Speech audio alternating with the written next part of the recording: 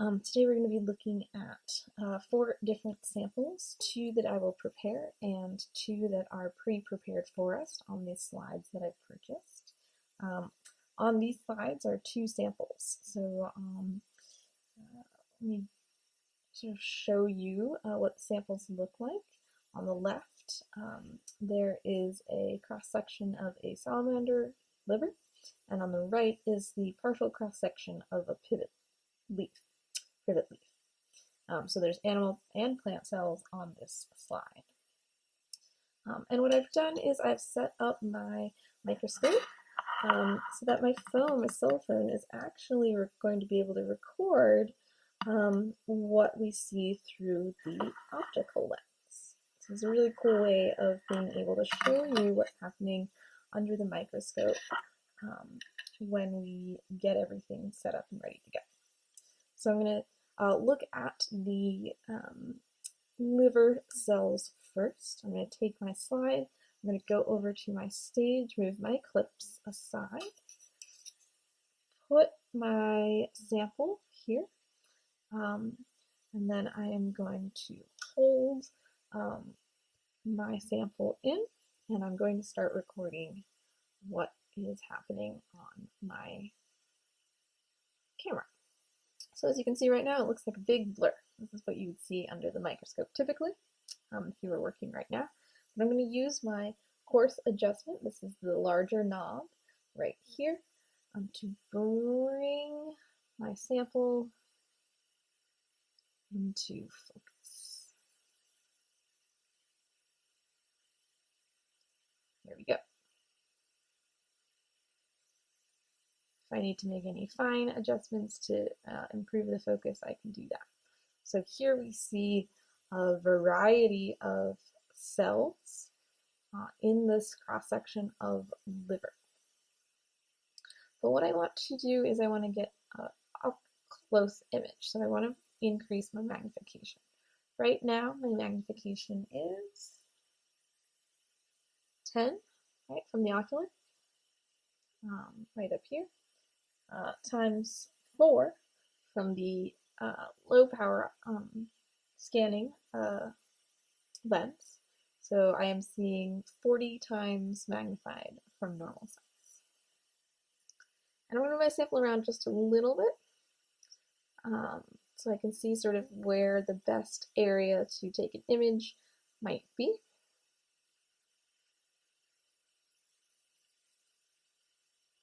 We're going to go up here a little bit. Again, bring myself back into focus. And then we're going to switch from our scanning objective. I'm going to turn my lenses to look at the low power objective. And as you can see, we've increased our magnification by quite a lot. I'm going to play around with the fine adjustment knob until I have what I would consider really good focus.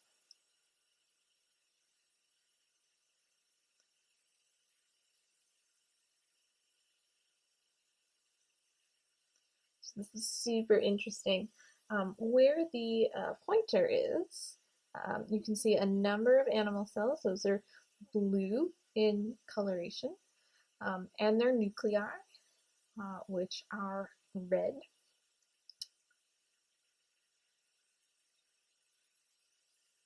I also see some blood cells in here, which are sort of the lighter reddish color. I like this group right here, so I'm going to even get closer and look a little bit higher magnification. So I'm going to switch from the low power objective to the highest power objective that we have.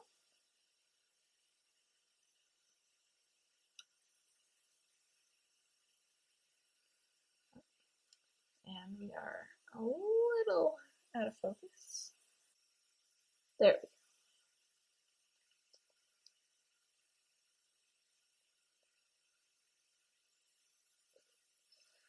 Wow, so this is a really good view of the cells. You can see some interesting features. The cell membrane, the nuclei, the cytoplasm, maybe portions of cytosolical filaments within that cytoplasm, and possibly even small organelles that we can't necessarily identify from far away, but these really, really small ones that are sort of reddish in coloration may be evidence of mitochondria.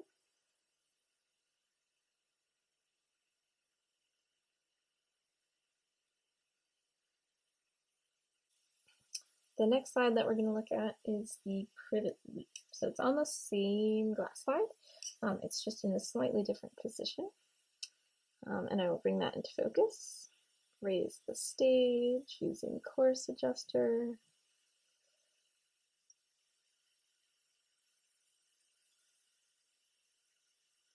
You're going to notice right away that plant cells are a little bit different than animal cells, but that's pretty good. Focus.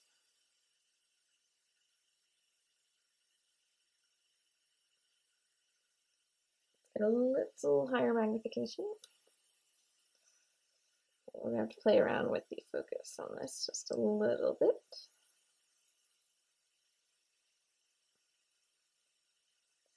Pretty good.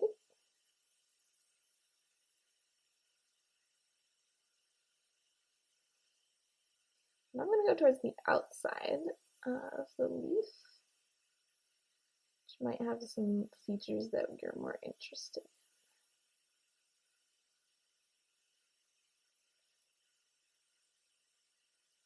So we can see a much darker cell wall lining our plants. Maybe parts of the cell membrane are possible to see. We can see that some cells have pulled away from their cell wall. Some cells are quite different shaped, more square shaped than other cells, or more oval shaped than other cells. We could also see nuclei, or nucleus, of each cell in pink.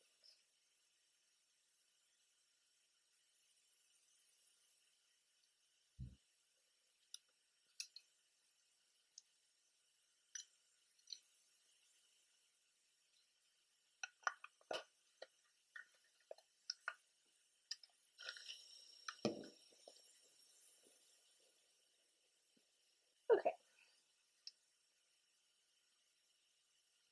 So what I want to do is I want to prepare a slide of my own cells.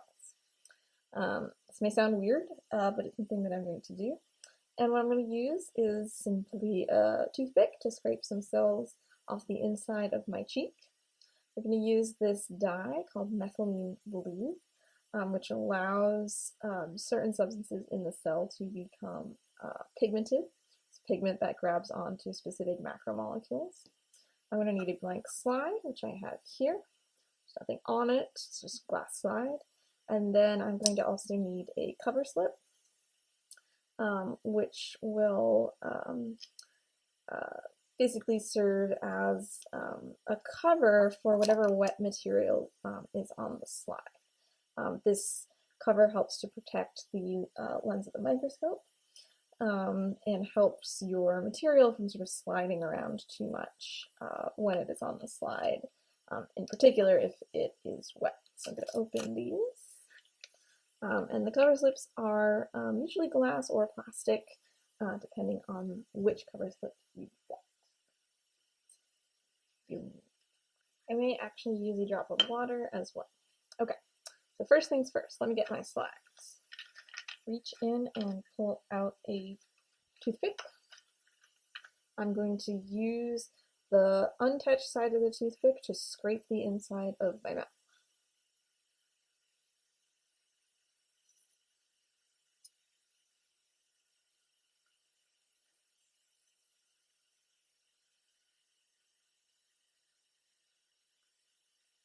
Once I have done that, I'm going to smear the toothpick onto the slide. Sort of go back and forth. I'm going to use a drop of methylene blue on my slide. And if it's too dark, I may dilute it with a small drop of water, but we'll see.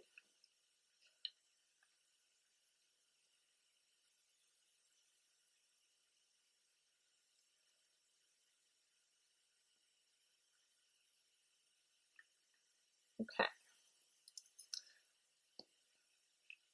I'm going to give just a tiny bit of water here, just to dilute just a little. There. And sort of allow that to slide around. Then I'm going to take my cover slip. Cover slips are really, really delicate, very, very small, and you don't want to touch them with your fingers. You don't want your fingertips to leave marks. So what I'm going to do is slide the paper off this one. There you can see I have one cover slip. And you want to put this cover slip on so that you don't have bubbles under your slip. So you're to start at one end, make sure that it covers the slide sample from one end, and press down to the other. And that looks great. I don't have any bubbles that might interfere or show me something different when I'm examining the cells. I'm going to put that slide on the stage, and we're going to go to our camera. Okay, I definitely see groups of cells here. You can see things are sliding a little bit because I have a fairly wet slide, but that's okay. But I see groups of cells. I'm going to move my slide around the stage a little bit until I find a group of cells that look really promising. Ooh, here we go. These look like a lot of cells in a really, really close area. I think I'm going to choose these. We want to make sure that we are as focused as we can be at 4 times magnification. Then we are going to increase, 40 times magnification. We're going to increase to 100 times magnification.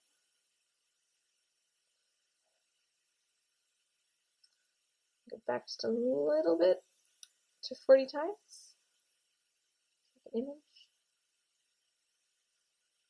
Make sure my lighting is good. Increase the lighting.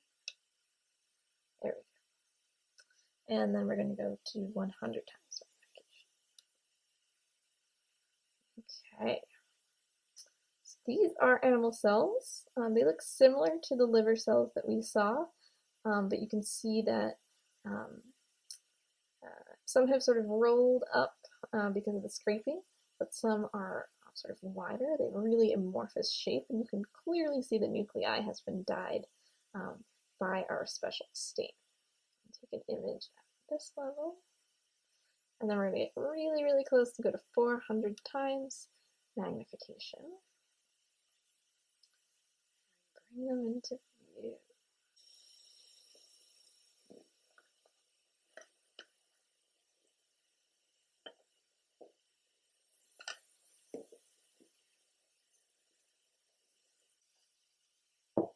The last slide we're going to prepare is the leaf of an Elodea plant.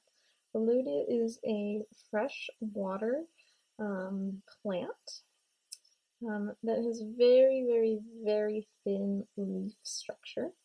The reason it has a thin leaf structure is because it lives in the water and it needs to sort of allow light to penetrate all the way down past the top of the leaf at the top of the plant to the bottom leaves at the bottom of the plant. And so it doesn't want to capture too much light from the top of the water column to the bottom, and it can grow pretty tall, so it wants to make sure that enough light can filter through that it can capture light at every location. What I usually like to do when I'm doing this, preparing this wet slide, is to put a drop of water on my blank slide first. So I'm going to do that first. Here's my drop.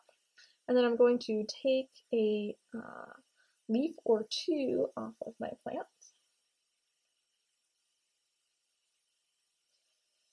Here's my leaf. As you can see, it's really, really small, very, very thin, almost sort of unseeable on the video. We're going to put that onto the slide. Make sure that it is wet. Looks good. Preparing these slides is a little tricky because the leaf is often not super flat, and so what the problem is you tend to get air bubbles. So when you put your cover slip on, you want to be really, really, really careful here. I'm going to take my cover slip, remove the paper, and again, just like we did last time, we're going to try and make sure that the slide doesn't have any bubbles. So I'm going to put one end of the cover slip down and press across. Good.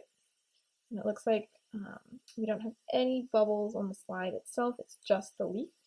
And now we can go and look at it under the scanning objective. Wow. Okay. Wow. Look at that leaf. This is pretty cool looking. Now, you'll notice that in my preparation, I did not add any methylene blue. I didn't dye this plant. The reason for that is plants come with their own pigments. What color do you see here? You see green. Plants have their own pigmented color. In this case, we are seeing mostly chlorophyll, which is a green pigment. But then you can see under the microscope, we also continue to see that green pigment. So here's our lowest power objective. And you can see really, really straight lines that sort of create little boxes, and those are the plant cell walls. And some ends of the plant are going to be a little bit more green than others. Here's where I ripped it from the plant, and as you can see, those cell walls have been broken. So I'm actually going to start at this end to look at the broken structure of the cell wall in a higher magnification. And you can see that cell wall structure that has become compromised because I ripped it from the plant. But let's sort of look at the rest of the plant. Still really, really, really straight lines in the cell wall. Clearly there's some sort of vein that runs down the middle of the leaf and goes all the way to the end. And you'll notice the leaves at the end, or the cells at the end, don't quite show the same density of pigmentation as the ones at the other end of the leaf. So I'm going to go back to this end, maybe right around here. That looks pretty good. Let's go for slightly larger cells. Okay.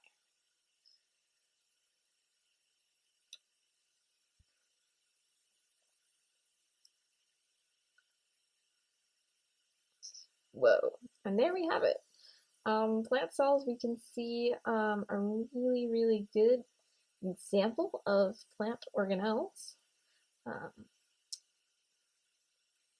These green pigmented organelles do the photosynthesis of the plant.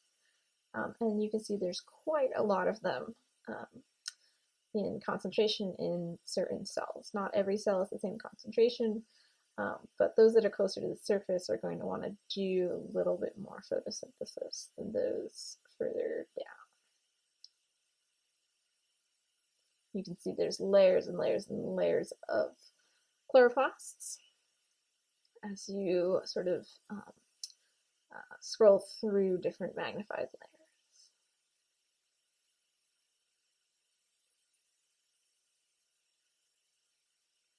I'm going to move around a little bit and just sort of observe, see if I can see any other features, especially at this end.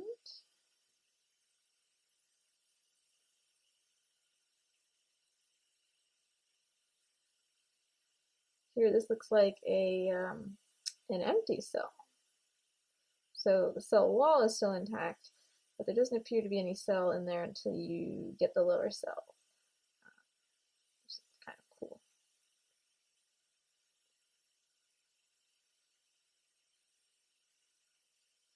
And here, chloroplasts are sort of pushed out to the edge of their cell, and there's a lot of water indicating the presence of